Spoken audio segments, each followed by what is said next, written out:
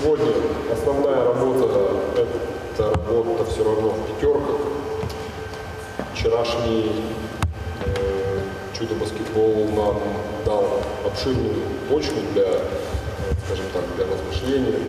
Дмитрий Шумихин – один из самых известных молодых наставников в стране. Уроженец Омска, в недавнем прошлом профессиональный баскетболист, когда-то выходивший на паркет вместе с действующими игроками сборной России Виктором Хряпой и Сергеем Мони, сегодня весьма сильный методист и быстро прогрессирующий тренер. Причем уже с титулом чемпиона мира. Золотую медаль в штабе юниорской сборной страны он завоевал в прошлом году. Но Сыктывкар – это уже совсем другая история, которую Дмитрий воспринимает как вызов самому себе. Команда в начале пути, команда потеряла практически, не знаю, 70, наверное, или 70. 2/3. Да, 2/3 состава. И всегда интересно начинать практически с нуля. И, конечно, у каждого тренера есть какие-то свои идеи, задумки, которые хочется воплотить. И постепенно, шаг за шагом, вместе с командой идти к поставленным целям.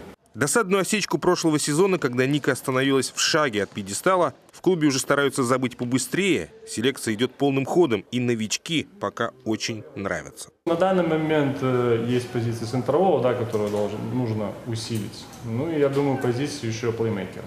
Остальные позиции в целом у нас более-менее есть. И сейчас новички, которые есть на просмотре, я думаю, тренерский штаб через дня 3-4 уже примет решение по ним.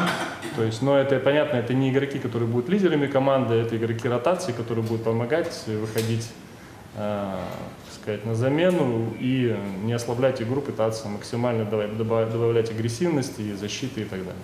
В какой баскетбол будет играть Ника в этом сезоне, вопрос пока преждевременный. По мнению самих баскетболисток, сейчас главное нащупать командную химию. Впрочем, примерные контуры команды уже нарисовались.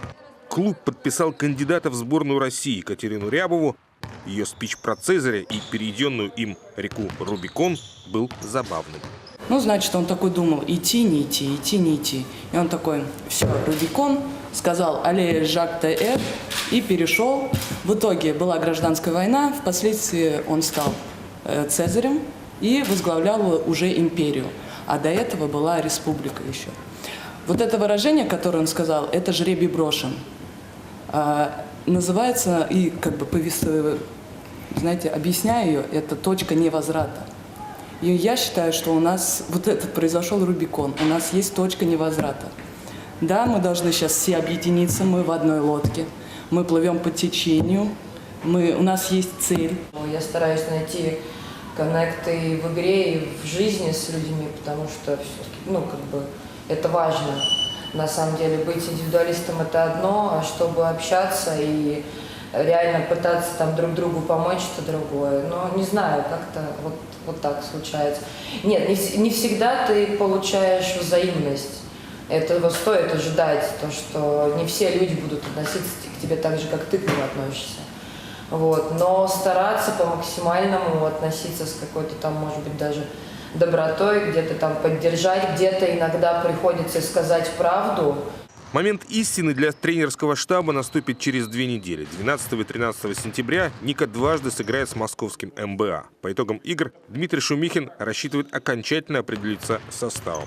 И он точно будет самым боевым. Тем более, что официальный старт сезона у сыктывкарских баскетболисток перед своими болельщиками. В конце сентября в столицу Коми приедет первый этап Кубка России. Максим Васильев, Дмитрий Булаев, телеканал Юрган, Сыктывкар.